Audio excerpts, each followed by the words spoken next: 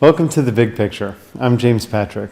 I flew to Chile to interview Vitni Veb. She has done extensive journalistic work into CBDCs, digital IDs, tokenization of financial assets, and natural asset companies. This interview was shot as a part of the making of the documentary film CBDCs, The End of Money.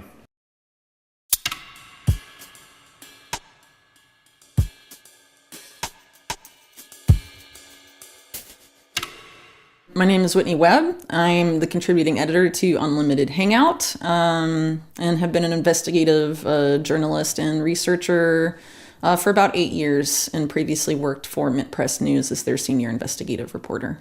There's a coordinated global policy push for digital IDs as the new form of government-issued identification credentials. And they're essentially all based on your biometric data, which can be your fingerprints, your face, the iris of your eyeball. And the idea is essentially to collect all of that data and have it housed or have it tied directly to your digital ID. So your physical ID will be mapped to the digital ID. Digital IDs are not really a separate project from CBDCs and this new digital financial system. And UN documentation and also documentation from the Bank of International Settlements, they very overtly state that CBDCs and digital IDs are meant to go together. And without digital IDs, the CBDC digital finance system cannot exist. One of the reasons it can't exist without that is because of the KYC functionality built into this digital financial system. They have the know your customer protocols. They have to know who you are. And so they want to have your wallet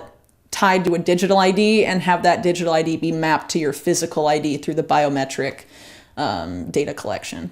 So there's different efforts to make digital IDs either as NFTs, non-fungible tokens. There's also the efforts of Sam Altman of OpenAI and his WorldCoin project, whereby you scan your iris, you give them the biometric credentials of your eyeball, they give you a unique identifier, a digital ID, and it's inherently tied to a digital wallet. That is the same model the UN is using. They've already implemented it for refugees getting food assistance from the World Food Program. It's called Building Blocks. It's on blockchain. It involves refugees scanning their irises, and in order to buy food or receive their rations, they have to check out of a grocery store style place in the refugee camp, and they check out biometrically with an eyeball scan. And then the amount of food they have, the monetary value of that is subtracted from their digital wallet connected to their digital ID and their iris. It doesn't matter what country you're in or whether you're part of BRICS or part of the collective West. This is being rolled out across the board. So what entities are pushing this interoperability? One of the main reasons for this coordinated global push to develop digital IDs is because it's deemed essential to the entire Sustainable Development Agenda, which is the UN Sustainable Development Goals, or SDGs, also known as Agenda 2030. And the specific part dealing with digital IDs is within SDG 16, which is about building peaceful and inclusive societies. One of the indicators of SDG 16, 16.9, calls for legal identification for everyone in the world from the time they're born, essentially.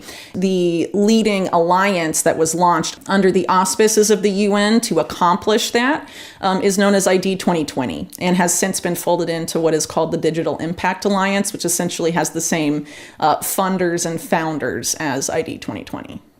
So ID 2020, the UN and other stakeholders in this particular sphere often argue that the reason this is necessary is because of what they call the identity gap.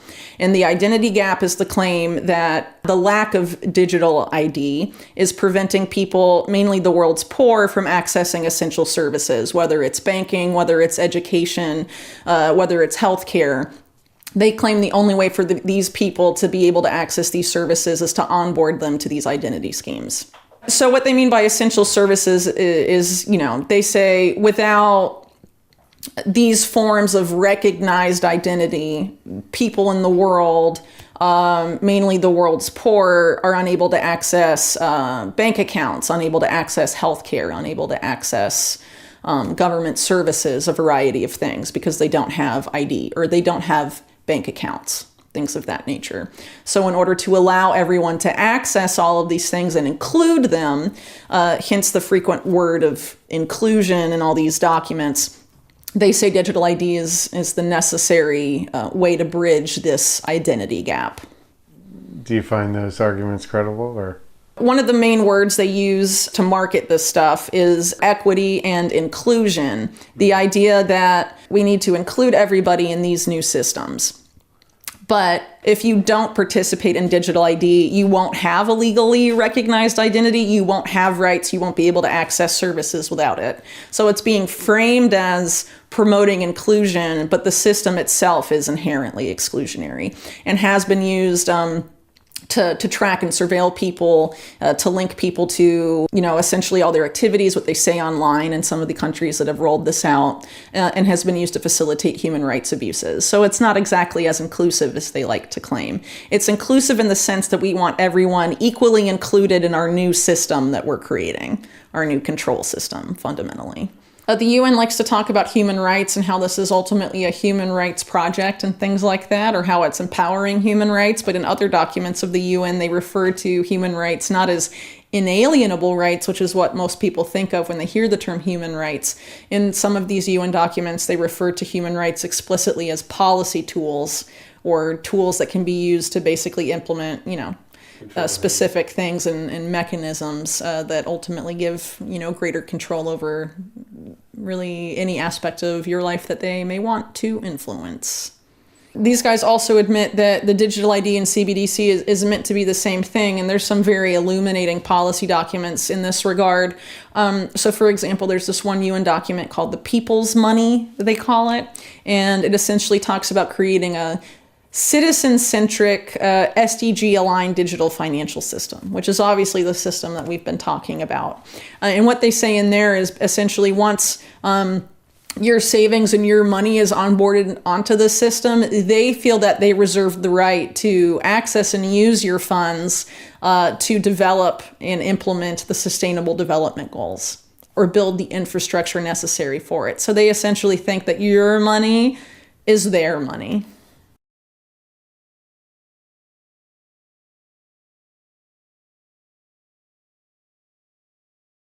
When COVID was happening, there was this push for vaccine passports, and a lot of the people that were pushing or creating the vaccine passports were part of this either ID 2020 or they were part of related entities pushing for digital ID. And essentially what happened with the vaccine passport was to link your identity to your travel, to the freedom of movement. And if you didn't have one, you were excluded from entering certain places. So that, again, highlights the idea of how these digital IDs are inherently exclusionary, because if you don't have one, then you're excluded from, moving where other people that have those privileges. And if you don't abide by these various stipulations, you're excluded from participating in those things. And if you look at how the UN sponsored groups like ID 2020 are constructing this, they're trying to hide behind a facade of decentralization and construct digital identity in a way that they call as vendor agnostic, meaning that any private company in theory could develop a digital ID system that people could use. So you'll have a variety of companies or government agencies issuing digital ID, and it will not look like a centralized digital ID, but it will be. Based on what's been developed so far by these entities, it seems like that database is meant to be housed at the World Bank, and it's called ID4D, and is sort of cloaked in the same rhetoric that ID 2020, cloaks their own project, claiming it's decentralized and all of this, but it's a centralized global data set where all these different digital ID systems can export their data to.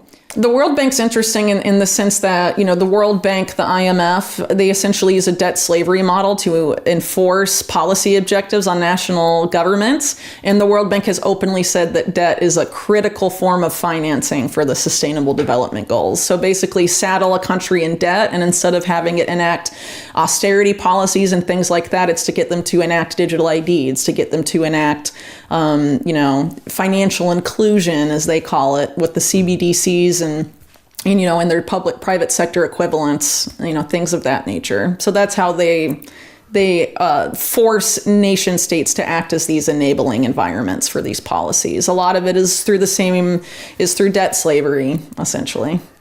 And then governments are sort of just voluntarily following all that. The UN very openly views the role of national governments only as enabling environments for these policies. So the national governments aren't meant to develop these policies themselves. They're meant to enforce these policies developed by the UN and their stakeholder partners, groups like the World Economic Forum, the Bill and Melinda Gates Foundation, and then enforce those policies on the public. So a lot of people view the UN sort of as a meeting of the different public sectors and governments of the world, but even the UN leadership have admitted that since at least in the 1990s, if not earlier, there was what Kofi Annan, the former UN Secretary General, called a quiet revolution at the UN, where the business of the UN became the businesses of the world. And there was this move away from the public sector to having it emphasize public-private partnership, which is why you have the premier promoter globally of public-private partnerships, the World Economic Forum, being one of the main strategic partners currently of the United Nations. And this isn't free market capitalism, it's crony capitalism, it's cartelism, because these are, fundamentally corrupt players that don't play by the rules. They manipulate the free market to advance themselves and generate more money and become more powerful. And so really this is, a merging of the public and the private sector, but it's the private ones in control and they operate as a cartel, not as free market capitalists. And that's essentially where we are right now. And this was essentially admitted before Congress by a very prominent figure at the time named Samuel Pisar, who is probably best known now as being the stepfather of current Secretary of State Anthony Blinken. And when he testified before Congress, he talked about the rise of what he called the trans-ideological corporation, where essentially Western capitalists, or a group of them, had decided to cooperate and do business rather with the people that ran state-owned enterprises in the communist bloc, and together build a network of corporations essentially that would become so powerful that they would make the nation state irrelevant. And this is essentially the model we have today. These policies would include like the CBDCs, the SDGs, and the digital IDs? Or? Yeah, so a lot of these policies are folded into the UN Sustainable Development Agenda or the Digital ID Agenda, and there's different think tanks and different entities that push for these things, but one of the overarching ways this is being forced on the national governments is the Sustainable Development Agenda, the SDGs, which essentially every country in the world has signed on to implement, and even countries that are supposedly against, the West, for example, the adversaries of the West like Russia and China, have issued joint statements about how they agree about Agenda 2030 and the need to implement these things, while the West, the EU, the Biden administration all also agree about those things. It's a global agreement that these particular policies need to be implemented at the global level. I think there's a lot of growing awareness that the UN as the global superpower is problematic for a variety of reasons. But the same people that ensured the creation of the US as this superpower in the post-World War II era are also behind the creation of this multipolar world order that is also being, currently created right now. So after World War II, there was the Bretton Woods situation, which helped ensure U.S. financial hegemony around the world. And currently, we have what a lot of these same actors are calling the new Bretton Woods moment that needs to be seized in order to create a new global financial governance system. And they inherently frame that new system as being multipolar in nature. So just like digital IDs are inherently exclusionary and being sold as a tool for inclusion, CBDCs and also digital IDs are being framed as decentralized when in reality they're very centralized. So in the case of digital IDs, there's this push to create decentralized IDs, they call it, where your credentials are only unencrypted on a need-to-know basis. And, that sounds great in practice, but in reality, these rely on what they call trusted third parties to verify those credentials. And those are the same government agencies and big banks and other entities that are those same trusted third parties. So it's really not as decentralized as a lot of their proponents would like to claim. When you move into this digital currency era where the banks are issuing these stable coins, these deposit tokens that are programmable money, it's not just programmable, they're going to be sharing this data in the same database that the CIA and any other intelligence agency can access whenever they want without a warrant. This is like baking in warrantless spying on Americans into the new system to come. So there's no more Congress needing to pass, the laws that facilitate FISA warrants and stuff like that have sort of been the existing infrastructure to institutionalize warrantless spying on Americans. This is a way to literally make it a part of the infrastructure from the get-go. No more secret FISA courts, or you don't need any of that infrastructure anymore. It is the new system. And then, so can you explain the CBDC two-tier model? Yeah, so much of the public rhetoric on CBDCs by those that claim to oppose it is really about retail CBDC, which means that it's a CBDC that the public interacts with directly, whereby, for example, a central bank would directly issue a CBDC, and then that's the currency that the people would be using in wallets that are managed by the central bank. Retail CBDC is not nearly as common today as wholesale CBDC. And wholesale CBDC works as this two-tier system. So in this two-tier system, one of the tiers, the tier that involves the CBDC, is between the central bank and financial institutions, whereby the CBDC really only serves as a means of interbank settlement and isn't public-facing at all. And so the second tier there is the private banks, the financial institutions are issuing the money that actual people use, but all the interbank settlement is being done in a CBDC. And this is the model that's set to be followed in the United States. Because FedNow, for example, of the Federal Reserve, that was launched solely as a means of interbank settlement, really. It's not meant to interact with the public at all, and the Federal Reserve has been very open about that. So that FedNow is essentially the infrastructure for a wholesale CBDC model, not a retail CBDC model. So when you have people like Trump and Ron DeSantis say no CBDC, they mean no public-facing CBDC. They don't mean no wholesale CBDC. And what this second tier managed by the private banks is likely to be are things like tokenized deposits, stable coins, things of financial products of that nature. And people will be interacting with that and thinking it's a private sector thing, not necessarily something managed by the federal government or managed by the central bank. But if you are concerned about CBDCs because of the programmability and surveillance aspects, tokenized deposits and bank-issued stablecoins can do all of those things too. You can program them with smart contracts. You can use the same controls on them and surveil them. So the idea that this is any better for financial liberty or for financial privacy is completely mistaken. So you have Jamie Dimon, head of JP Morgan, for example, saying we should be able to seize people's private property for climate change policy related purposes. So is having Jamie Dimon surveil and program your currency better than having the Federal Reserve surveil and program your currency? I mean, I think fundamentally at the end of the day, it's really not that different.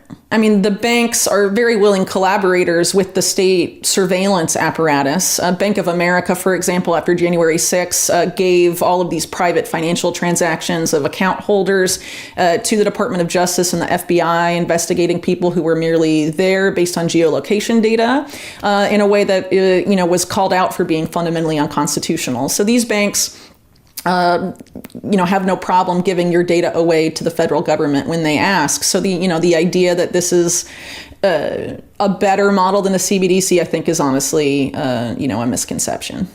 Prominent central bankers have been going on about the need to create a new financial system and a new financial governance system since at least 2019. So in 2019 at Jackson Hole, Mark Carney, who I believe then was head of the Bank of England, but he's former Goldman Sachs, was very vocal about the need to create this new financial system. And he said this new financial system that needs to be made needs to be based mainly on three things: what he called multipolar currencies, CBDCs, and global carbon markets. That this needed to be where the future financial governance system, the pillars on which it's built, essentially. And a few years later, Mark Carney creates this Glasgow Financial Alliance for Net Zero under the auspices of the UN that is partnered with people like BlackRock's Larry Fink, the billionaire Mike Bloomberg, for example. And they openly promote the idea of seizing the new Bretton Woods moment in order to create a new global financial governance system. The crux of their plan hinges on leveraging the multilateral development banking system. So that's the International Monetary Fund, the IMF. It's the World Bank. It's any of these other MDBs, which include like the Inter-American Development Bank, all these development banks around the world that are part of this existing financial governance system. And those banks have been criticized for a long time for using the debt slavery model, essentially, basically giving loans to countries, saddling them with debt, and then they struggle to repay their debt, in the way they're able to get new disbursements or, pay back their debt is related to them enacting policy objectives, often austerity. One thing people don't realize about the digital ID thing too is that there's a push not just to have people have digital ID, but literally everything alive have a digital ID. So Larry Fink talked about this when he recently talked about how he views the tokenization of real world assets moving forward. Everything's going to be on this universal ledger and have its unique identifier.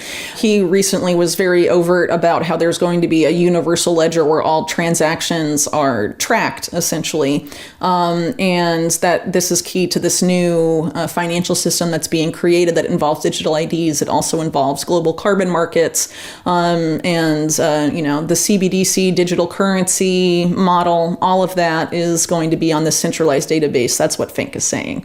And a lot of this new system is tied up with the push for global carbon markets, whereby natural assets, which is a new asset class they're creating, are also going to have these unique identifiers.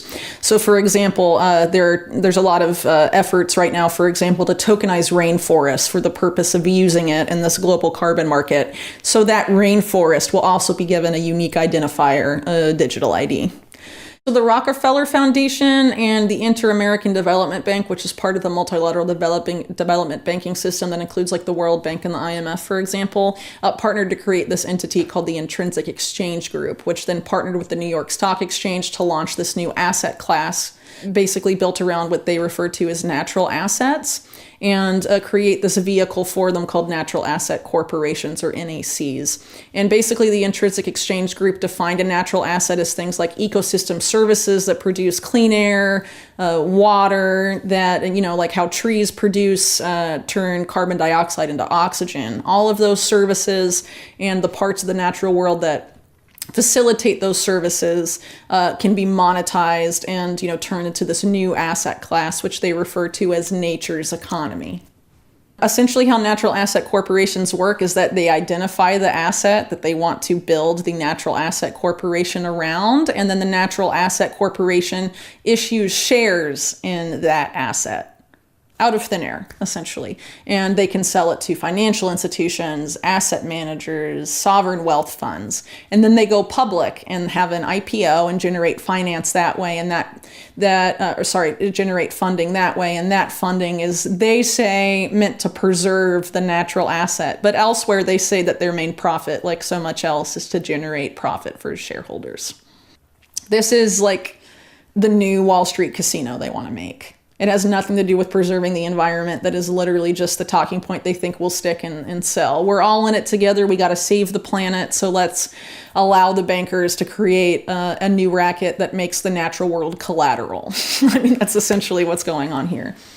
And so part of the infrastructure of this is to surveil the natural world to ensure that nothing happens to the natural asset. No one is accessing or using these forests, lakes, or rivers that aren't authorized to do so, whether it's by a natural asset corporation or some other financial entity that claims to manage that resource on behalf of the carbon markets. Currently, onboarding to all these systems is slow and very sporadic, and not many people are adopting it. So there needs to be some sort of event that triggers, onboarding at scale. And I think that's what we have to worry about. I think they want to move not just to a cashless society, but a cashless and cardless society. The goal is to have you pay with your face or pay with your biometrics or your palm of your hand. This is already being rolled out at Amazon-owned entities. JP Morgan is piloting it for their customers. And I'm sure at some point, if you don't want to use your biometrics for those purposes, then your bank will be like, sorry, you have to, or, you can't bank with us. A lot of people are hesitant about a CBDC because they see it as centralized government control. And so they're selling it this way. So we, will look at it as, oh, this is coming from the private sector. This is free market innovation and all of this stuff. But people forget that the Wall Street banks time and again have been caught engaging in brazen criminality. These are essentially, they operate as cartels, not as capitalists. And so what we're doing here is entrusting essentially banking cartels to, manage digital dollars and these stable coins and these tokenized deposits that are part of this two-tier CBDC system.